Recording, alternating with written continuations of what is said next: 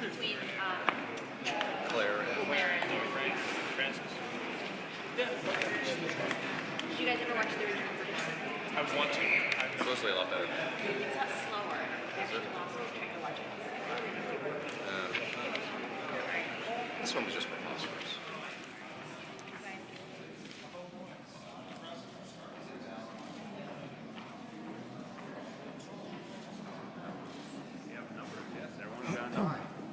Isn't that good?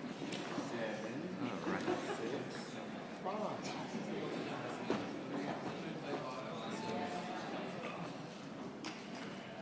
Everyone did very well with their numbers. Let me start. Yes. Good evening, everyone. I'm Lily Marshall, President of the Red Hook West Tenant Association. Welcome. I moved to Red Hook January 27, 1966, and over the years, we've had good days, we've had bad days. On October 29, 2012, Hurricane Sandy came along. It was a day that we will always remember. At approximately 2 a.m., it wasn't raining, but the water started to flow through the development from all directions.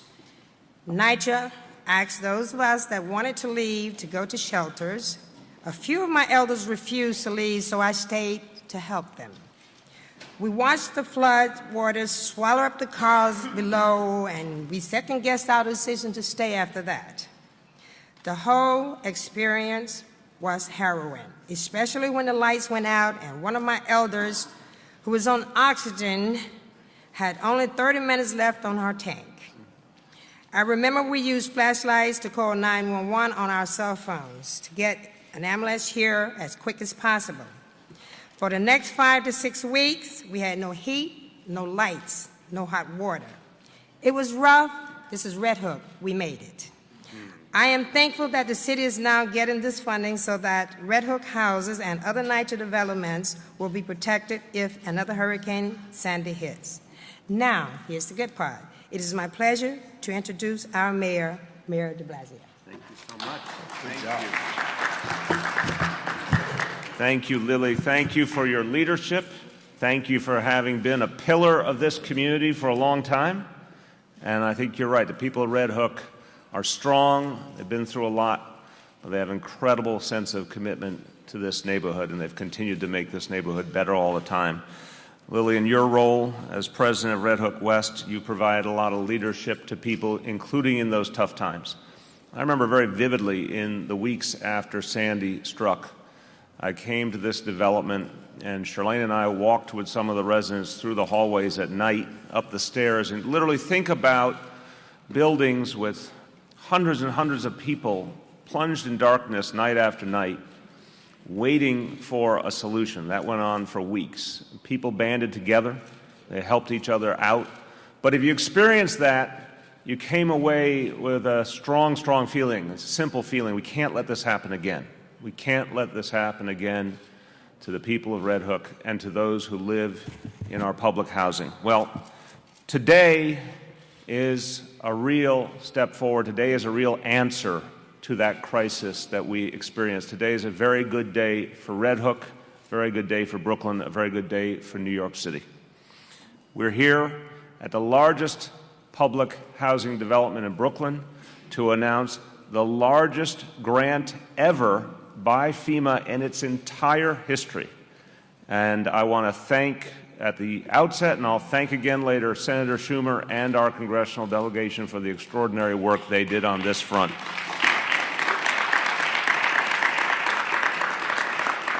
But literally the largest grant FEMA has ever given in its entire history. $3 billion will fund repairs and upgrades to 200 buildings in 33 different NYCHA developments. This will affect tens of thousands of people. This will protect them. This will make their lives better. This will make our housing authority better. This will be a big step forward in the city's overall resiliency efforts as we prepare to deal with the future of extreme weather. This is a case where the federal government did the right thing. And I think it's important to give credit where credit is due. FEMA did the right thing. The administration did the right thing. Our senator, our congressional delegation did the right thing. There was an immense amount of cooperation with all of our federal partners and our local government to get this done, and it worked. I'm going to call up in just a moment Senator Schumer, but I want to thank him. I want to thank the congressional delegation. They were tireless. I want to acknowledge Congressman Hakeem Jeffries, who has joined us. I want to acknowledge also from the City Council, a man who represents this district and was in the thick of helping people. And I remember Carlos Menchaca's extraordinary efforts in the immediate aftermath of the storm, the way he helped people on the ground. We thank you, Carlos, for those efforts and all you do today. I also want to thank two of the leaders in our administration who are working on recovery and resiliency for this city. Amy Peterson, director of our Housing Recovery Office, who runs the Build It Back program and has done a great job turning that program around. And Dan Zerilli, the director of our Office of Recovery and Resiliency, is doing so much to make sure we are safe in the future. So this grant couldn't come at a better time because, the jury has come back on the question of climate change and extreme weather. It's part of our lives. We can have a whole separate conversation about the things we have to do to reverse climate change, but for now, this is a reality we're dealing with, and it means we'll have extreme weather, and it means we have to be ready. And with this grant, we will be ready. The things we saw after Sandy, they're embedded in our minds so intensely. The human impact is embedded in our minds, the sheer intensity of nature. And it's clear we have to do things very differently to be able to handle this reality. What happened at Red Hook houses in those days and weeks? Well, so much of what was fundamental to a decent standard of living was gone. The pumps, the boilers, everything was inundated. We saw how vulnerable these buildings were. And so a model was put together to change things, to approach things differently. We talked about this first back in September. Senator Schumer and I gathered at Coney Island houses. We talked about a different way of doing things. We got funding back then, but much more funding now to go farther. So 33 developments will now have the kinds of things that truly make them resilient: elevated boilers, roof repairs to protect against water coming in through the roof, electrical upgrades, so many things that will change life fundamentally and for the better. We have to keep people safe, and we particularly owe an obligation to our public housing tenants because for so many years they have not received the resources they deserve, and it's time to address that in many, many ways. I'd like to thank Congressman Greg Meeks for joining us as well. Thank you, Congressman.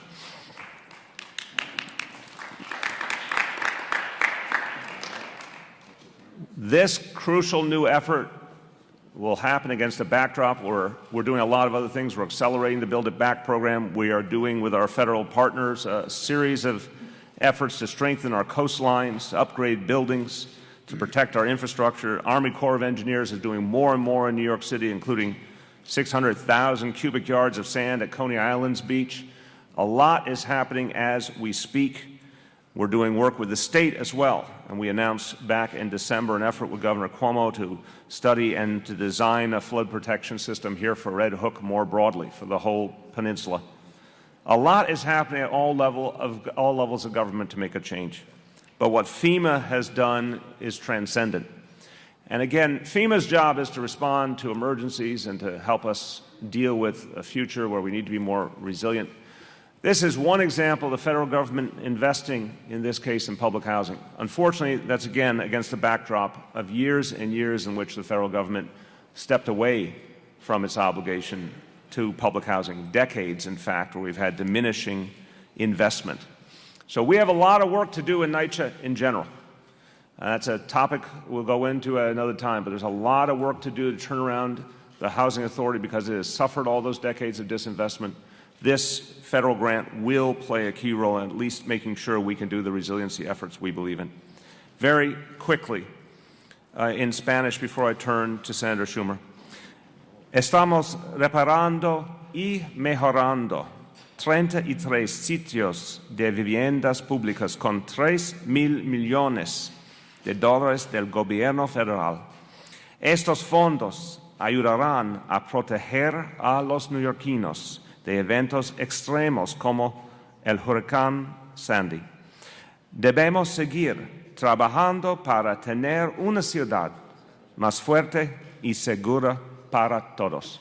With that, I have an easy time praising Senator Schumer's efforts on behalf of New York City because they have been extraordinary and they have been constant, and he has a knack for figuring out how to break through any bureaucracy and get things done for the city. And when it's come to Sandy, we would not be having this announcement today, because if Senator Schumer hadn't been there, we wouldn't have even had the legislation to respond to the crisis of Sandy. So, Senator, another feather in your cap, and thank you for all you have done for us. Well, thank you, Mayor. It's great to be here. I want to thank our mayor and my colleagues in government, our great commissioner, and so many others who are here, all the people in the Red Hook houses who were the backbone, the mainstay, the glue. When the physical buildings fell apart, their spirit didn't. And that's what kept the whole place going and kept it together. So thank you, and to thank everybody here. Well, today's a big news for NYCHA.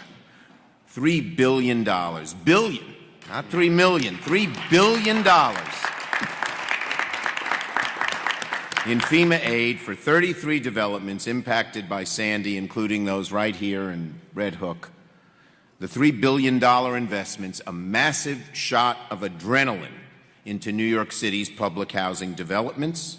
As the mayor said, it's the largest payout of FEMA's public assistance program, the largest ever, and it is without doubt the largest single influx of capital into NYCHA since NYCHA was first built.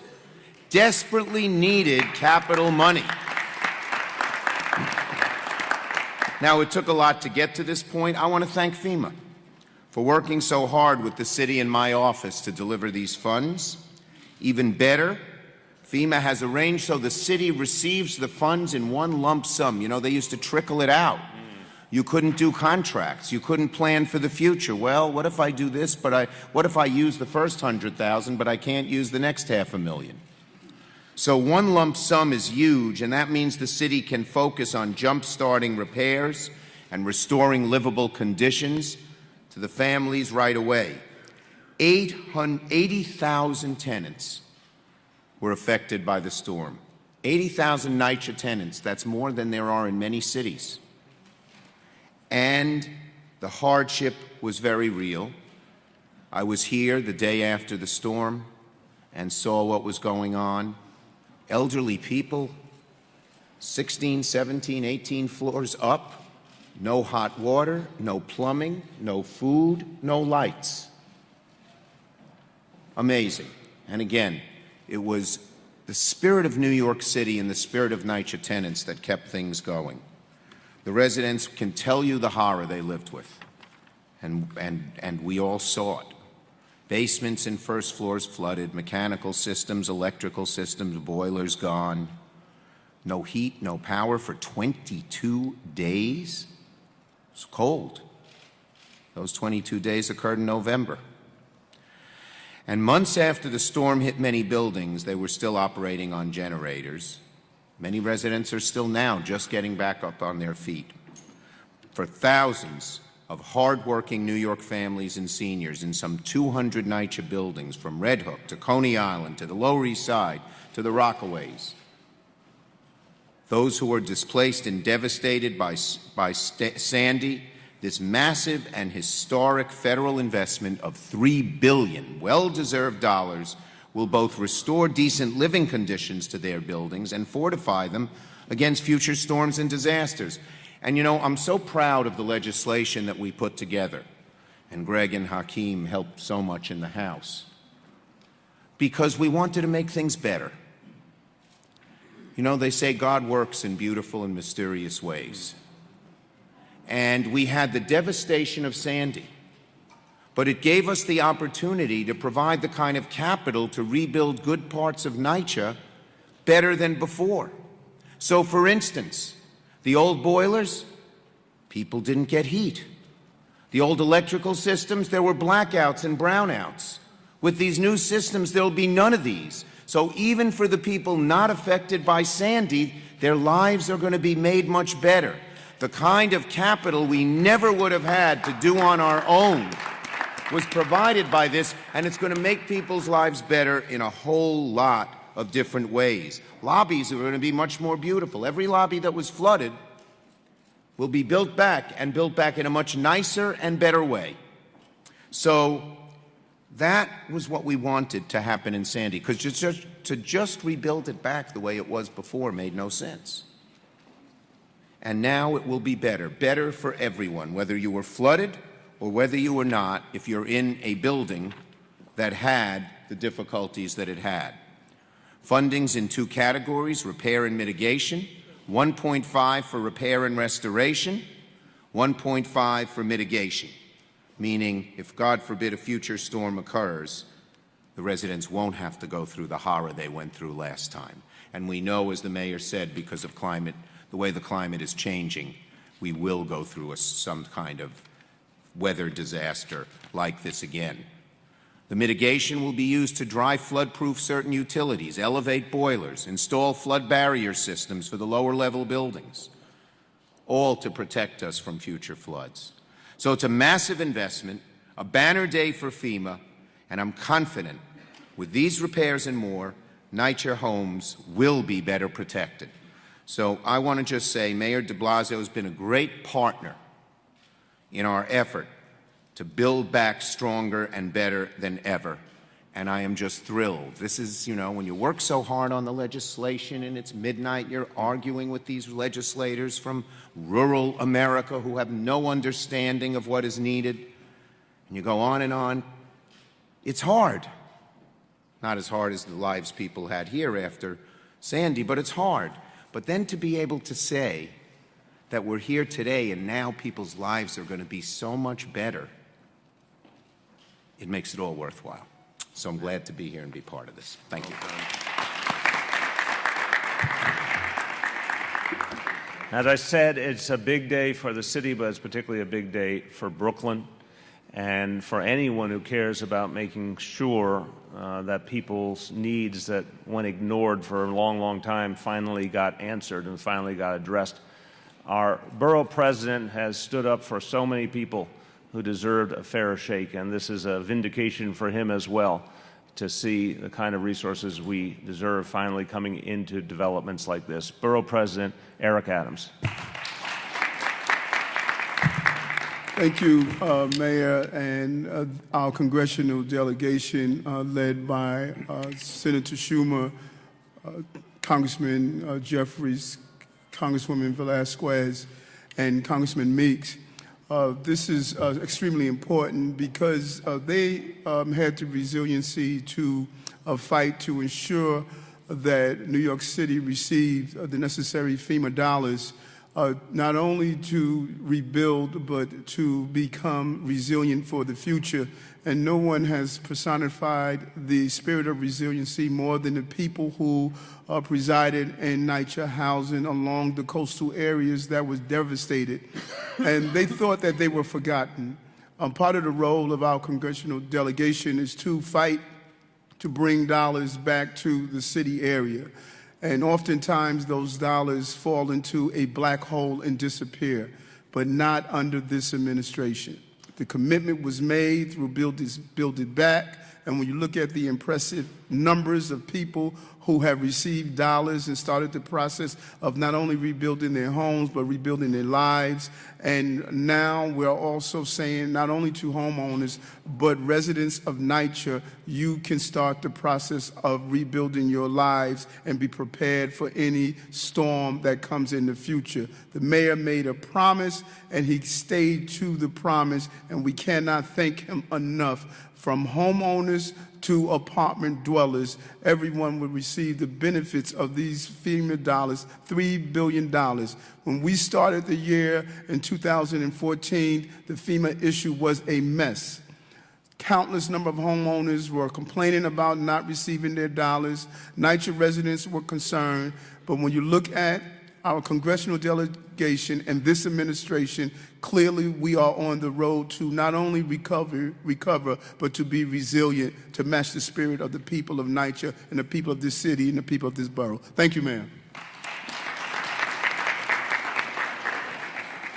Well, representing this community is Congresswoman Nydia Velázquez, and Congresswoman Velázquez, in the midst of this extraordinary crisis, I remember seeing her efforts on behalf of this community and other communities she represented. She was tireless, pushing for the kind of support the communities needed as they struggled their way out of Sandy. So this is a day of vindication as well for your Congresswoman. Congresswoman Nydia Velázquez.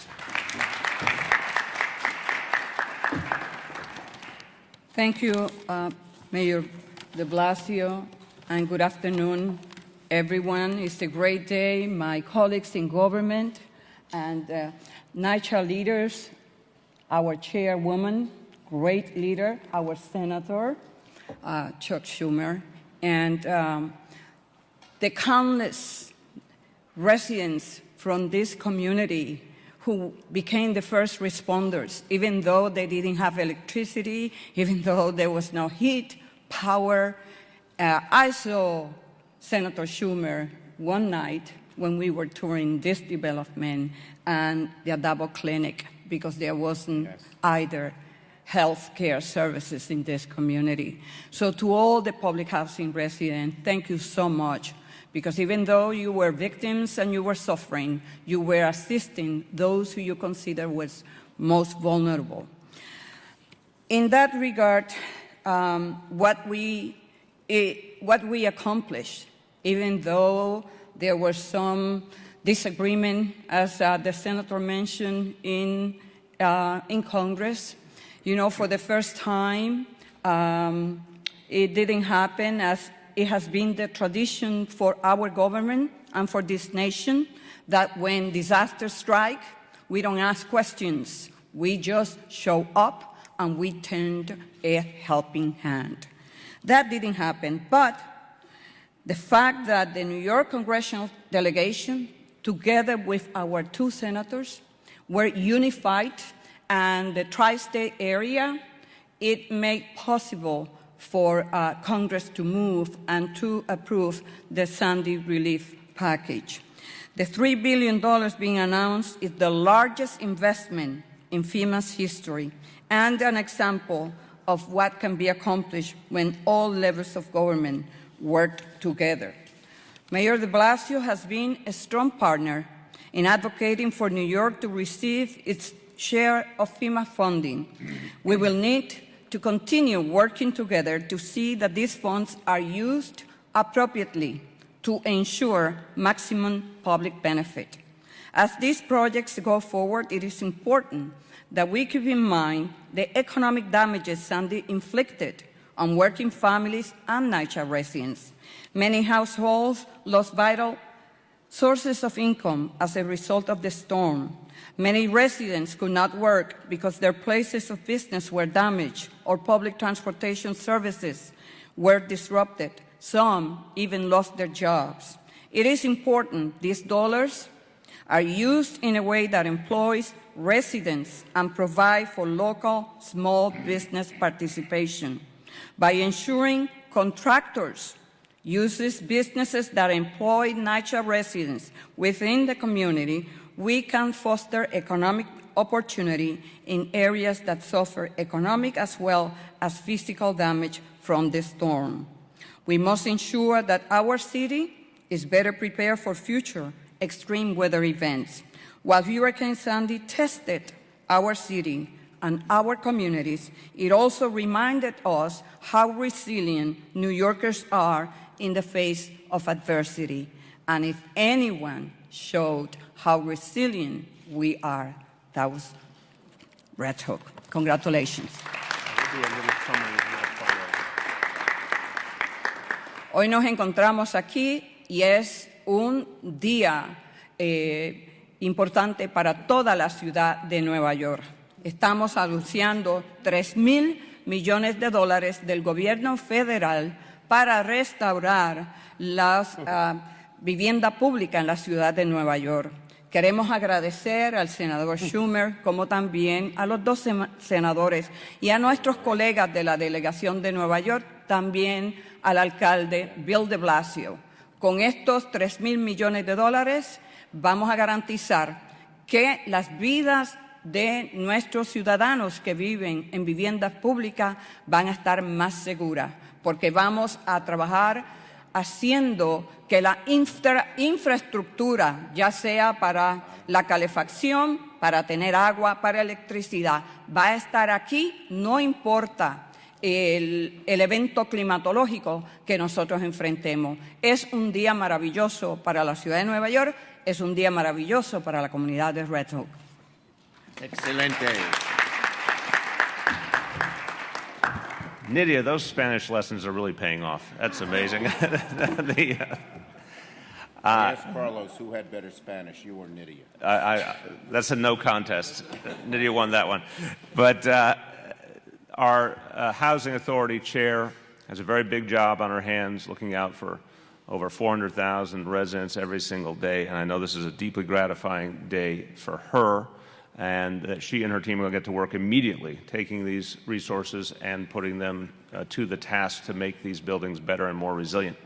Now, as I announce our chair, I have a confession to make that the last time we were all together, led Senator Schumer astray on pronunciation. I have formally apologized to Senator, so now I will correct the situation by introducing Chair Shola Olatoye. Now we'll get it right from this point on. Wait, give you some height. Now I'm on my own. That's it, you're on. Thank you. Thank you for setting the record straight, Mayor. Welcome, everyone, to Red Hook Houses. My name is Shola Olatoye. I am Chair and CEO of the New York City Housing Authority. I want to thank our Mayor, Senator Schumer, our congressional delegation, Council Member NYCHA, Borough President Adams, and FEMA, for certain, FEMA, as well as all of our community partners. I think you've heard some of the stories of the grit and passion that our residents experienced and displayed during the days after Hurricane Sandy, but it bears mention to acknowledge our Red Hook resident leadership, Ms. Marshall, Ms. Brown, my fellow NYCHA board member, Ms. Beatrice Bird, who are both all here. If you all raise your hands.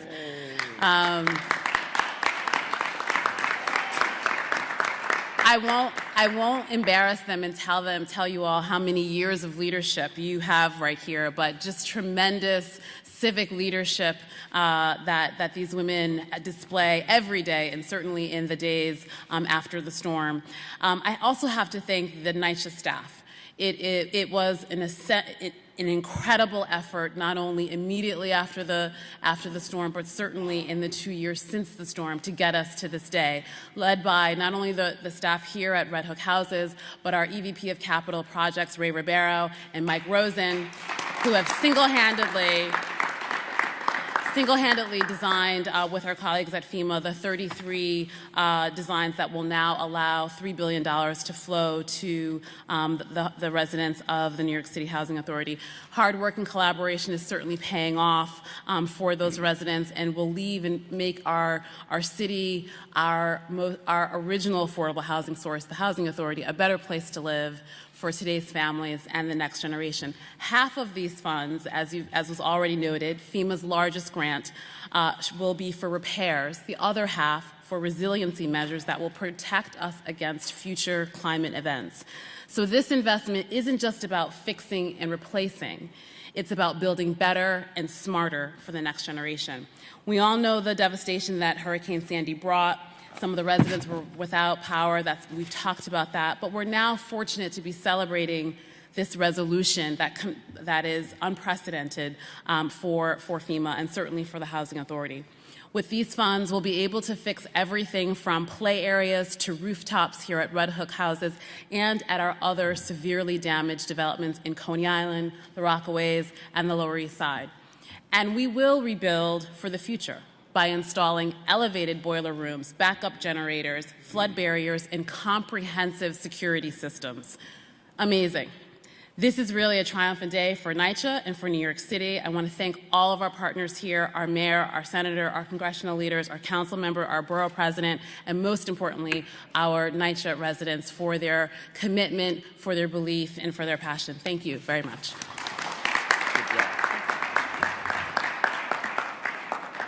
Okay, we are going to take questions on topic, and then questions off topic. And then whoever wants to stick around for the off topic questions is welcome, and whoever wants to escape before the off topic questions is welcome. But now, on this topic of this extraordinary FEMA grant, Jen. So do you know when the money's going to come, like when you can start both the resiliency stuff and the repairs? Okay. So the actual money flowing and the repairs beginning, I'm going to give that question to Shola, and we also have Dan Zerilli and Amy Peterson here if we need any additional info. So the resources will begin to flow as soon as we finalize our letter of agreement with FEMA, which is imminent. And we expect, I should say, design has already begun on the 33 buildings, 33 developments in question. We expect construction to begin later this summer, and will take, the next several months to begin. But this is a high priority for us, certainly, and the entire Sandy team that are poised to begin work immediately. We'll start like repairs and the resiliency will start Simultaneously, yes.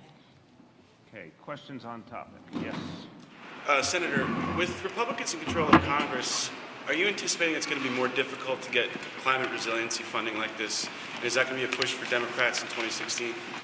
Yeah, first, fortunately, we got all the Sandy money up front because we knew that we might have difficulty. And even before the 2014 elections, the House, of course, was Republican-controlled and very difficult. Certainly, the issue of climate change will be an issue in 2016 in terms of getting funding, in terms of making things resilient, in terms of building back. Even the most fundamental things were called into question by many of our colleagues, such as FEMA being funded at all, as Nydia mentioned, even the idea that federal government would continue to fund disasters. These are the same people who don't believe the federal government should build highways or fund education or NIH or NSF or things like that that have always had bipartisan support.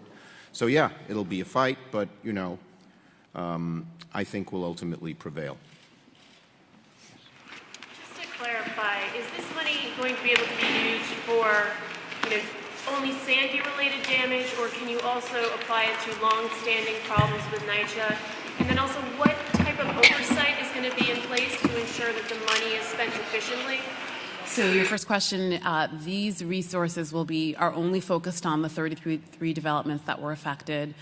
We are able to both replace the major systems in those buildings, as well as the associated challenges in those properties. So electrical issues, half of our buildings are 50 years old, right? So infrastructure, also lobbies that were flooded. So we'll be redesigning and replacing those as well, including things like comprehensive security systems, so lights, cameras, layered access, really sort of essential security enhancements for buildings. In terms of overall oversight, these resources are subject to the same process that all of our resources are subject to, which is HUD and now actual FEMA oversight. We will be reporting out on a monthly basis as part of our NYCHA metrics, and in addition to providing regular updates to the mayor and certainly to our board, as well as our regular construction schedules, which will also begin to become public as soon as work begins. See, it benefits people who have not been struck by Sandy because, let's say, the first 3 floors in the boiler were wiped out. You're not going to put one boiler system in for the people on the first 3 floors and leave the old system for people on the other floors. So they're going to get better heating. Same with electricity. Same with lobbies. So you can't use this money for the 16th floor if it wasn't flooded and the apartment wasn't damaged to redo that apartment or hallway. But there's going to be lots of benefits for people, even those who weren't flooded. When will the work be completed? And when will the work be completed? And what will the first development be to see the grant benefit? You can speak in terms of our goals. Sure. Knowing that. So our goal is to begin work later this summer, and construction can take anywhere between 18 and 36 months. We will ensure that we are working closely with all of our colleagues in government, build it back across the city to ensure that work is completed. And your second part of your question? What's the first development to see the benefit? 29. That's where we were. Yes. Is that the 150 million? 108 million, actually. That's right. Is Is that part of the $3 billion, or is that an addition? That is part of the $3 billion, sir. That was the model that we've used for the rest of this. And that's important. It was a prototype, in effect, which convinced FEMA of the ability to implement this on a much bigger scale. So that's really a credit to everyone who was part of putting together that design, because that opened up the potential for this unprecedented funding. On topic. On topic is media. I just want to make sure it's media questions only at this point. On topic. Go on. Yes, Michael. Given the developments in Senator Schumer's political life, I wondered if you think that the path to securing federal funds for New York causes such as this could be smoother for you as premier. I was going to say extremely creative version of on topic. Given that Senator Schumer lives in the United States of America, on another topic related to the United States of America, I think Senator Schumer's done an exemplary job of delivering for New York City and New York State. This is true regardless of whether he is in the majority or the minority. It has been true from the beginning of his time in the Senate straight through to the day. So I think this is the mark of who he is and the kind of work ethic he brings and strategic focus he brings. I can only imagine how much good he could do for the country as Senate Majority Leader, and I look forward to that day. And I dare say I'm certain he will continue, no matter what new title he acquires, to be very, very effective at addressing the needs of New York City. So, because you said it's going to be like up to 36 months, are you worried about going through another hurricane season without these measures finished? I mean, that could be 2 hurricane seasons. Yeah, I'll start and feel free to join. Look, we're very aware of the reality of extreme weather. Now, the one thing we know is every year is different. After the year after Sandy, we didn't have another Sandy. You'll remember my second day in office, I had my first blizzard. I thought year 2 was going to be just like year 1. Year 2 was much less, thank God, in terms of snow. Every year is different. Sandy, by the record, by the numbers, was an extraordinary event, but we've always said you cannot rule out another one. But I think the fact is we have a very aggressive plan to get this implemented. What happened here, again, this prototype in Coney Island, opening up the opportunity to reach 32 other developments and to get the highest FEMA award in history. You can't ask for more than that. That's as good as it gets. We will use every tool we have to get this built out as quickly as humanly possible. But I think what the chair is saying is that's a realistic timeline to achieve this much work, $3 billion worth of work. We're going to get it done as quickly as possible, and of course we always hope and pray that extreme weather holds off while we do the work of resiliency. On topic. On topic. Going once. Going twice. Okay, so I'm about to transition to off topic. Anyone wants to stay, stay. Anyone wants to go, go. And now we're on off topic. Yes. Mayor, some of your fellow mayors have commented on the Religious Freedom Restoration Act in Indiana, and in fact have banned travel to that state using funds there. A couple of states have done that as well. Do you have any thoughts about that law? Yeah, it's doing something in response to that law? Oh, absolutely. It's a deeply disturbing reality right now in Indiana, and I hope before it's too late they turn back. The lesson we saw on a different front in Arizona a few years ago, not only were the efforts in Arizona that were obviously discriminatory towards immigrants, extraordinarily immoral and un-American, but they backfired on the state of Arizona economically. And you've seen since then a great retreat from many of those policies. I hope that the state of Indiana and the state of Arkansas don't make the same mistake right now. But yeah, before the senator jumps in, just to say, absolutely, I will instruct all New York City agencies to prohibit any non-essential travel to the state of Indiana if this bill is in fact passed. I'd like to say something about RFRA since the people in Indiana, the governor, invoked my name and Senator Kennedy's name because we passed the original Religious Freedom Restoration Act in '93. Any comparison between the two is false and disingenuous for 2 reasons. First, in our bill, We want to maximize the religious freedom of individuals, provided there's no compelling government interest against it. If there was ever a compelling government interest preventing discrimination, is that. So it has no application. Second, our bill was aimed at individuals, giving individuals more religious freedom. What Indiana does is give corporations and companies more freedom to reject. That's different. Your religion is your choice, and we protect it and revere it in America. When you go into the corporate world, when you go into the economic world, you're doing it by choice. And there are far more restrictions on what you can and cannot do, including the ability not, or the restriction that you can't discriminate. So there's no comparison at all. It's a false comparison. I give a little brief on my Facebook page on that. And I just wanted to answer the other question about New York, which I didn't get a chance to do, about my new position, which won't occur for 22 months, or 19 months actually. Who's counting? But New York is in my bones. And my activity in New York, being around this city, being around the state, visiting all the counties, will not diminish one bit. In fact, I find it easier. You do your job better in Washington when you're constantly in touch with your constituency, because you learn what people care about, what people want. You learn their needs much better. So my activities in New York will not diminish. One other point just on the previous, this proposed law in Indiana really undercuts decades and decades of progress on human rights and civil rights in this country. The notion that a government would allow overtly discrimination undercuts so much of what we've fought for on the effort to be a truly inclusive and fair society. So I just think it's wrong on every level, but I also know it's doomed to failure. That any effort to exclude and discriminate ultimately proves to be against the will of the people. That's what we found time and time again.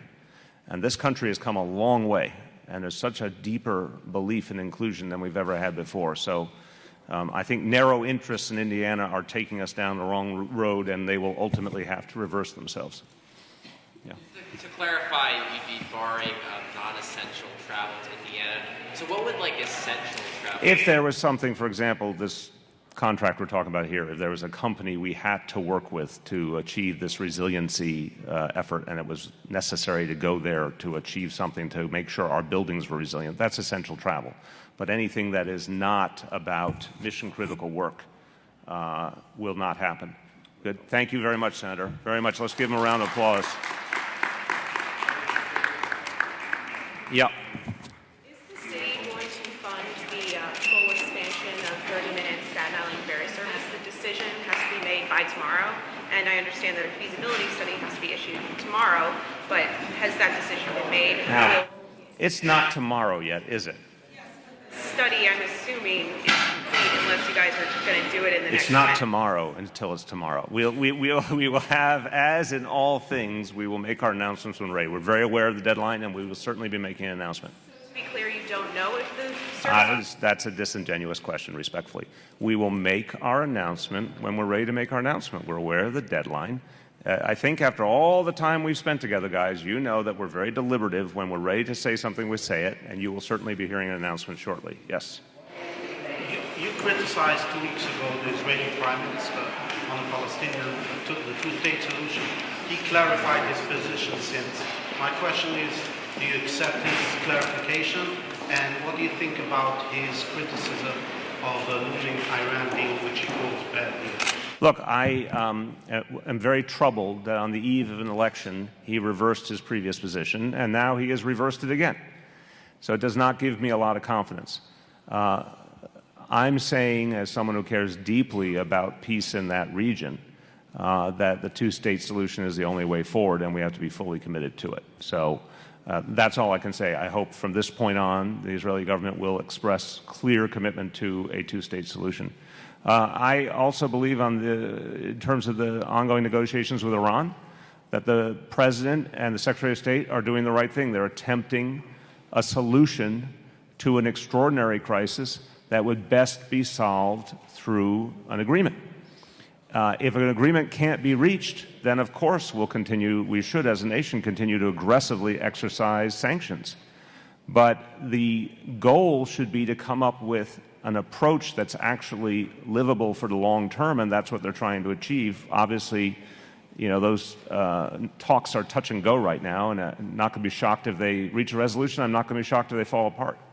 Jen? Just to sort of follow up on that, you plan to go to Israel in the summer? Does this change anything? Are you still... No, absolutely planning to go. Absolutely. We haven't locked it down. There was an awful incident in Midtown involving a mother and apparently the death of her very young child. Can you say whether Letitia Fisher had any contacts with ACS in the past? Apparently there was an arrest and assault a few years ago. Just trying to find out if there had been any ACS contact. The full history is being examined so we can give you absolute facts. What I can say is, to the best of my understanding, there was no current involvement between ACS and this family. But it's a horrible, horrible tragedy. I mean, this one, as a human being and as a parent, this one grabs at me as just profoundly troubling. And look, from what we know so far, this appears again to be an instance where a mental health problem was the underlying cause of this tragedy. And this administration, and obviously my wife, we are profoundly focused on addressing the mental health issues of the city, and we have to do it in a very different manner, because here's yet another manifestation. What a painful week we've had, where here's a child killed because of a mental health challenge, and just days ago a plane load of passengers killed by what appears to have been a mental health challenge. We've got to get to the root of this in many, many ways. But it's also a moment to remember many times, and I say this as someone who spent 8 years as the chairman of the Oversight Committee for ACS in the City Council, many times when we look at these cases, we find that one or more family members or neighbors had some indication that something was wrong or danger was imminent and didn't call the proper authorities. So I really would like your help affirming to all New Yorkers, if they believe a child is in immediate danger, they need to call 911. There's a sense that a child might be susceptible to abuse and physical violence and has immediate danger. Even if you're not sure, call 911 and report it immediately. If you want information about other ways you can help families, you can call 311, but in any instance where immediate danger to a child is suspected, it's imperative to call 911. If you can address the audit from the city controller that's harshly critical of the Build It Back program. And also I was wondering if you could opine on the possibility that Hillary Clinton might move her campaign headquarters to your home borough. Well, on the second question, I think it would be a great choice. I think Brooklyn is an extraordinary place in every way, and it would be an amazing setting for her team. And I think it would send a great message to the nation, because Brooklyn is the borough of immigrants and of hard-working people and people who worked their way up from humble origins. I mean, this message of Brooklyn is so powerful, and I think Brooklyn really epitomizes a lot of the future of America. So I don't know what they're going to decide, but if they choose Brooklyn, they won't go wrong. I can say that for sure. On the question of the Comptroller's report, and again, Amy and Dan are here, my essential message would be that the Comptroller has made a series of recommendations, the vast majority of which are already being acted on in the work of the Build It Back program. So I would say we're on the same page about the things that we're right to do. In this instance, we've already been doing them. A quick follow-up here. What are you not on the same page on? Another thing is, one of the recommendations is that you dump the contractor who didn't do a good job. Are you planning to dump the contractor or re-up the contract? I'm going to let the experts come up. The recommendation was for the city to take control of the contracts that were in place, and that's exactly what we did a year ago. We replaced the main vendor and worked directly with the other vendors. They've been working for us. We've improved performance. We've added performance requirements, and we've lowered the costs that the prior administration had negotiated. So we've implemented the recommendations that were in the report. Okay, what are you not The mayor had mentioned that you're not on the same page in some areas. No, I said that we overwhelmingly agree with the recommendations and we've been doing them. I don't know if there's a particular one. Yeah, no, we what they highlight is all the problems with the launch of the program in 2013 that we've all been working for the last year to fix. If you read every recommendation, we have either implemented or are implementing now. So just to be clear, there's no area of conflict between what you guys believe and what the report outlines? Correct. Hold on a second, coming around. Go ahead. Do you think that Democrats who consider themselves progressive should support Hillary Clinton if she runs for president? And what do you think she could do to shore up her support in the left-leaning side of the party? She has not declared a candidacy, so I'm not going to talk about, I don't talk about any candidate until they declare a candidacy. What I would say about all leaders and candidates at all levels is they must address the crisis of income inequality. And it cannot be overstated what a danger this is to the strength of this nation and to our economic stability and to our national security. This is a nation that is becoming increasingly divided along economic lines. There are some things you can do about it. In this city, we have consistently applied every measure we know how to raising wages and benefits, to reducing the cost of housing, to improving access to education, including the things that cost families a lot of money, like early childhood education and after school. So those are some of the tools. We have to be aggressive about getting the revenue we need to achieve those tools, which is why, for example, when I ran for office, I suggested a tax on those who made $500,000 or more to fund pre-K. We were able to fund it a different way, but we needed that revenue one way or another. So I think all candidates need to look at examples here and from around the country of real and sharp ways of addressing income inequality, and they need to speak to that. Okay, who is in the back? Yes. There was an incident involving an Uber taxi and a woman giving birth. Could you just comment on that? And also the shooting of this mother who answered her door. Okay, let's just do the first one, because so I know there was an incident. I have not seen the video. I understand it's disturbing. I know NYPD Internal Affairs is investigating the situation in terms of the officer. Look, there's just no place for any public servant to use discriminatory or negative language. So again, I'm saying that not having seen the nuances, not having seen the exact language, but I'll state the obvious principle. All of us are meant to treat people respectfully. Obviously, our police play a particularly sensitive role and need to show respect for all people, and that case will be followed up on. What's the second? Just the shooting of the woman who answered her door. It appears to have been some sort of hit. At least our family thinks so. Yeah, I can't say that because I don't have the details yet, so we'll get the details and we'll get back to you. It was reported in the Brooklyn papers that when you work out, your cars are idling. Can you comment on that? Sure. Our public vehicles shouldn't be idling unless there are really extenuating circumstances. The same, the same standard for public sector and for individual citizens. Now, when it comes to security personnel, sometimes there is a legitimate reason why they have to idle. But the broad standard is, of course, public vehicles should not be idling unless they have a very specific and exceptional reason why they need to. Yeah. I'm just wondering how much travel the city does to Indiana.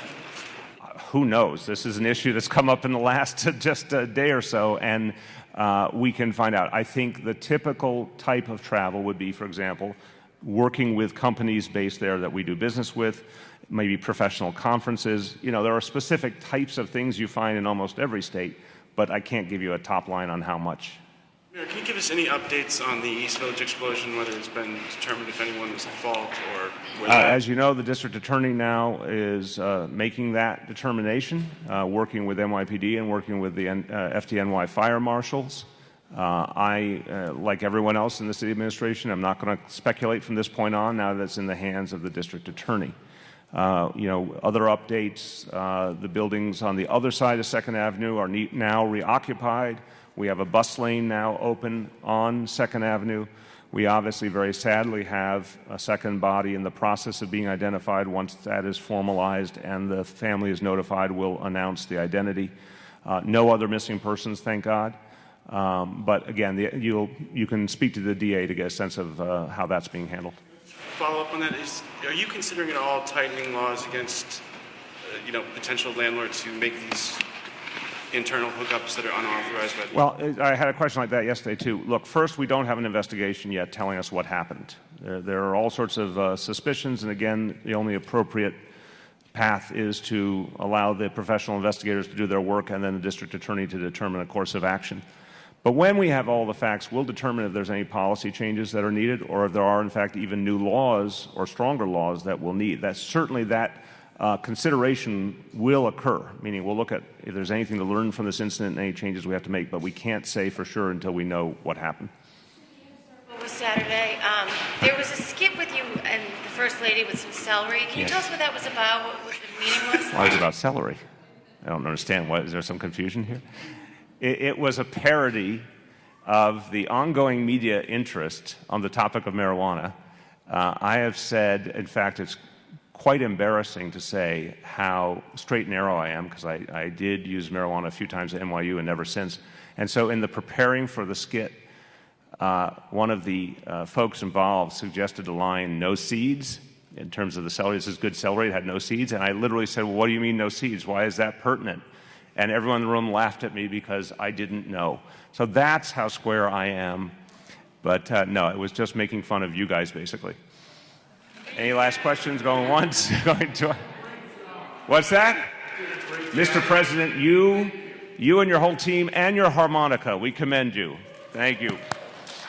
Take care, everyone.